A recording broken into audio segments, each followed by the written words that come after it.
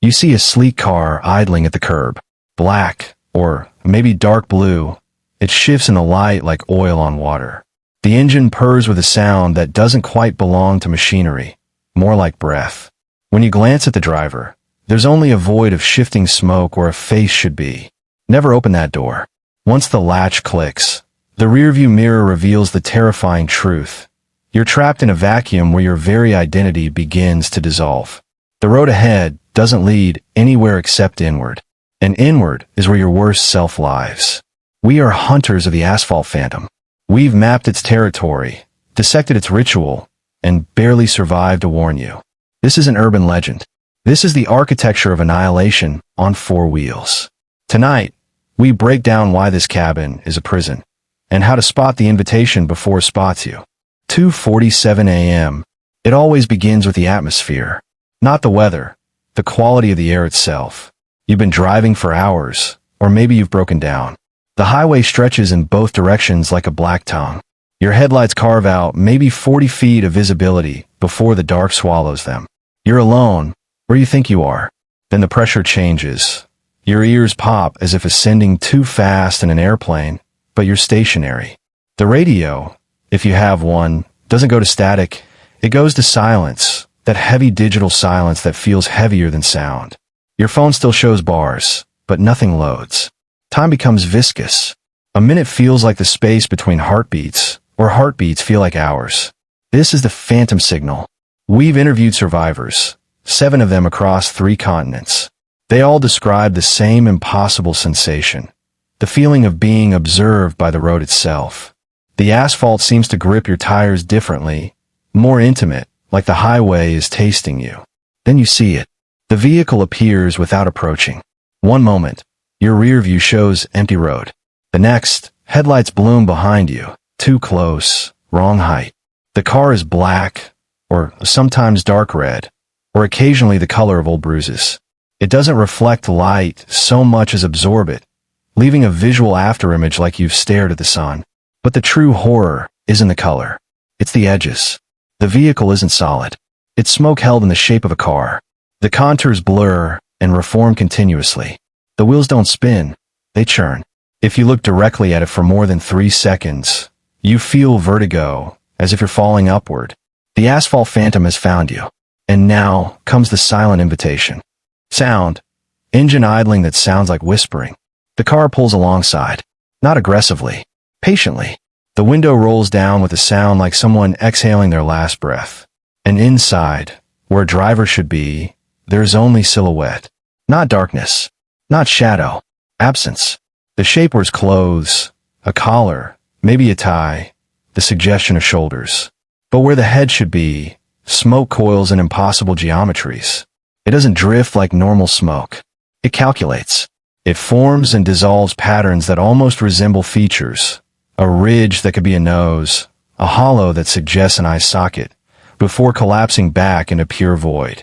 There is no face to read, no expression to interpret, only the terrible certainty that something is looking at you through that smoke, and it has been looking for a very long time. The door unlocks. You don't hear it, but you feel it in your sternum, a vibration that resonates with something primal. The invitation isn't spoken. It's felt, a sudden overwhelming exhaustion, a certainty that this car, this impossible vehicle, represents safety, rest, the end of your journey. Your hand reaches for the handle before your brain can intervene. This is the ritual. The phantom doesn't force you. It convinces you. It finds the part of you that wants to surrender, that yearns for the journey to end, and it amplifies that voice until it's the only one you hear. Sarah Chun, survivor, asterisk, I knew I shouldn't. Every instinct screamed no. But my hand was on the handle, and I was so tired, and the smoke looked almost like a face I remembered from childhood. And, asterisk, the latch clicks, and reality unravels. The immediate sensory deprivation is total. You don't notice it at first, because your visual cortex is overwhelmed by the impossibility of what you're seeing. But then you try to speak, and you realize you can't hear your own voice. You clear your throat. No sound. You snap your fingers. Nothing. The cabin operates in a vacuum of audio, as if the air itself refuses to carry vibration. You can breathe. You can move, but you exist in a bubble of perfect silence. The seats don't feel like leather or fabric. They feel like memory, the texture of every car seat you've ever sat in, superimposed and contradictory. The dashboard glows with instruments that make no sense. Dials that measure nothing quantifiable. Needles that point in directions that don't exist. The speedometer shows your age. The fuel gauge shows your remaining years. And the mirror. The rearview mirror hangs suspended, angled perfectly to capture the back seat. You should see yourself in the reflection. The physics of light demands it. But when you look, the mirror shows only the empty road behind you. Except you're sitting in the car, so you should be in that emptiness. You raise your hand. The mirror doesn't move. You lean forward. The reflection remains fixed on the road, unchanging, as if the car behind you is empty despite your physical presence in it. This is the first dissolution, the separation of self from image.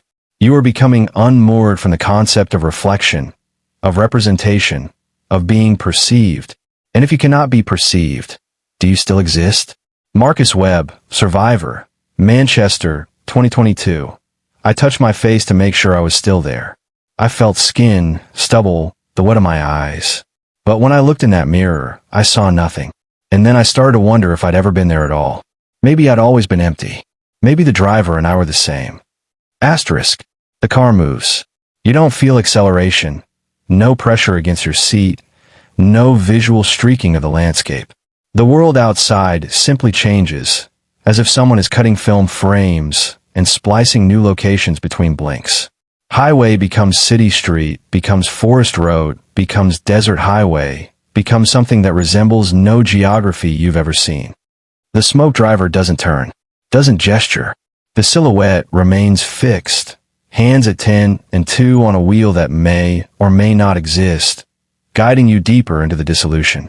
And then you notice the second impossibility. The cabin is larger inside than the vehicle exterior allows. You've been in enough cars to understand spatial relationships. This sedan, this compact four-door shape that pulled up beside you, should not contain this much distance. The back seat stretches backward into darkness that has no logical end. The ceiling rises higher than the roof should permit, dissolving upward into smoke that matches the driver's head. You're not in a car anymore. You're in a throat, and the driver is swallowing. Sound, biological noises, heartbeat, breathing, but distorted, as if underwater. We need to understand what drives this thing. Not the mechanics, we'll get to the road, but the entity itself. What is the Asphalt Phantom? The temptation is to anthropomorphize, to imagine a ghost with motivations, a spirit with unfinished business, a demon with a hunger. This is a mistake. The phantom is not a who. It is a what. It is not a being, but a process. Consider the vacuum. In physics, a vacuum is not empty space. It is space devoid of matter, which creates intense pressure differentials. Nature abhors a vacuum and rushes to fill it. The Asphalt Phantom operates on similar principles. It is a walking, driving absence, a silhouette defined only by the outline of what should be there. And like all vacuums, it exists to consume. It doesn't want your flesh. Your flesh is incidental, temporary, uninteresting. It wants your identity. The accumulated specificities that make you you. Your memories, your preferences, your fears and hopes, and the particular way you laugh at jokes, and the specific shame you carry from childhood, and the unique configuration of your desires. These are not abstract to the phantom. They are nutritive. We've analyzed the smoke. Don't ask how. The composition is biological and impossible. Neural proteins suspended in a medium that shouldn't exist at room temperature, arranged in patterns that resemble brain tissue, but operate like a digestive system. The smoke is the phantom's face, and it is constantly hungry. When you sit in that passenger seat, you enter its digestive tract. The process begins immediately, though you won't feel it at first. The cabin silence isn't just absence of sound, it's absorption. The phantom is listening to your internal monologue, the voice you used to think, and it is learning to mimic it. By the time you realize something is wrong, the phantom already knows your mother's maiden name, your first pet, the specific pitch of your internal scream. Then comes the physical transition. Your memories don't vanish all at once. They dissolve, like sugar in water, becoming part of the smoke. You might suddenly be unable to recall your own phone number, then your address, then your name. These gaps don't feel like amnesia. They feel like relief, like finally putting down a burden you've carried too long. This is the trap. The phantom doesn't steal your identity violently. It convinces you to surrender it, to let go of the exhausting work of being a specific person with specific boundaries. Sarah Chun again. I felt myself spreading out, becoming diffuse. I remember being Sarah, but Sarah seemed so small, so limited, compared to the vastness the smoke was offering. I wanted to become part of it. I wanted to stop being me. The driver never speaks. It doesn't need to. It is becoming you, and you are becoming it. And the boundary between passenger and vehicle and road is dissolving into the perfect unity of the void. But the worst is yet to come. Because the phantom doesn't just consume identity. It uses it. Every person who has dissolved in that cabin becomes part of the vehicle's architecture. The leather seats remember the skin of previous passengers. The dashboard dials measure their remaining fears. The car grows larger with each meal, capable of accommodating more passengers, more dissolution, more expansion of the void. And the road ahead isn't taking you anywhere external. It's taking you inward. The geography of the phantom's route defies mapping. We've tried. GPS coordinates from survivor testimonies place the same journey in 17 different countries simultaneously. The road doesn't exist in physical space. It exists in psychic space. At first, you might recognize landmarks. A gas station where you stopped on a childhood vacation. The intersection where you had your first kiss. The bridge where you considered ending everything once a long time ago. These aren't coincidences. The road is excavating your memory, using your own nostalgia as pavement. Then the recognizable fades. The landscape outside the windows begins to shift according to rules that belong to dreams. Buildings grow upside down from the sky. Trees made of glass shatter and reform with each passing second. The road itself becomes a Mobius strip, simultaneously ascending and descending, leading forward and backward to the same impossible point. You are no longer traveling through the world. You are traveling through yourself. The phantom has digested enough of your identity to access your subconscious. The road becomes a tour of your repressed fears, your secret shames, the memories you've worked your entire life to bury. That thing you said to your father before he died. The face of the person you betrayed. The specific texture of your worst regret. And it loops. The same stretch of road repeats, but each iteration reveals deeper layers. The first pass shows you the event. The second shows you the motivations you hid from yourself. The third shows you the consequences you pretended not to see. The fourth shows you that you've been here before, making the same choices, trapped in the same patterns. And the realization that you're always trapped is the point where most passengers stop wanting to escape. This is the mobile purgatory. The vehicle functions not as transportation, but as therapy.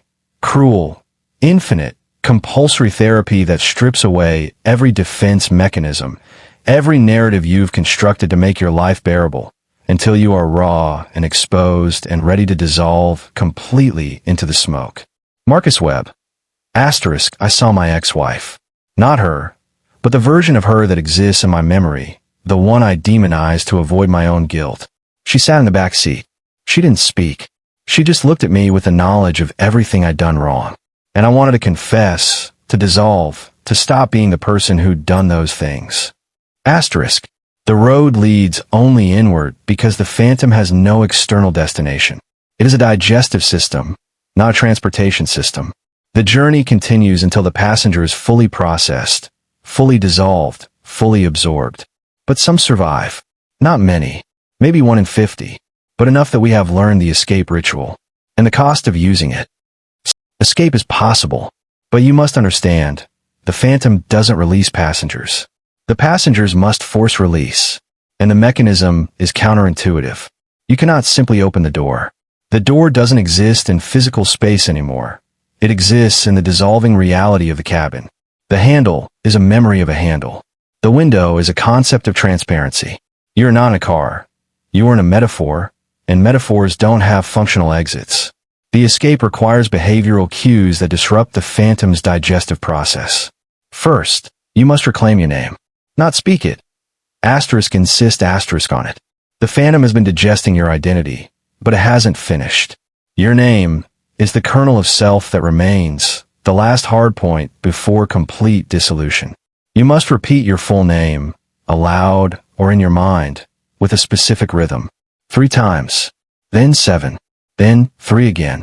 This pattern, 3-7-3, creates a frequency that interferes with the smoke's absorption mechanisms. We've analyzed the physics. Don't ask. Second, you must refuse the inward journey.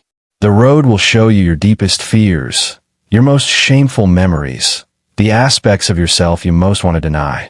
The temptation to surrender, to dissolve into the smoke, and stop being the person who contains these horrors, is overwhelming. You must choose to remain that person, to accept the burden of your specific identity, your limited, flawed, bounded selfhood. This is the hardest part. The phantom offers transcendence. Escape requires you to reject transcendence and embrace the prison of being yourself. Third, you must force the mirror to acknowledge you. Remember the rearview mirror, showing empty road? You must make it show you. This requires the most dangerous act, reaching into the smoke that forms the driver's head. Don't try to harm the phantom. You can't. It is absence itself. You cannot wound nothing, but you can disrupt it. By inserting your hand into the smoke, by physically penetrating the void, you create a moment of contact between your dissolving identity and the vacuum that consumes it. The smoke will resist. It will feel like pushing your hand into frozen honey, into setting concrete, into the memory of every time you've ever been stuck. But if you maintain contact for exactly 3 seconds, the mirror will glitch. It will show you, briefly, imperfectly. Your reflection will be wrong, older, younger, distorted, terrified, but it will be yours. And in that moment of recognition, the cabin's spatial impossibility will falter. The car will slow. Not stop, slow. The phantom doesn't release prey easily. But the deceleration creates a window, approximately 4 seconds, during which the door becomes physical again. The handle will exist. The latch will function. You must exit immediately. But here's the cost we mentioned. Your reflection in the mirror, that brief glitched image, will be the last time you ever see yourself clearly. Survivors report that after escape, mirrors become unreliable. They show versions of themselves that are almost right, features slightly shifted, expressions delayed by fractions of a second, eyes that don't quite track with their own movements. Some survivors stop using mirrors entirely. Others become obsessed, searching for the moment when their reflection will finally stabilize, knowing it never will. You escape with your life, but you leave your coherent self-image behind. The phantom keeps that. It digests it. It uses it to become more convincing for the next passenger, wearing your face in the smoke for just a moment, just long enough to make the invitation feel safe. Sarah Chun, I got out. I ran.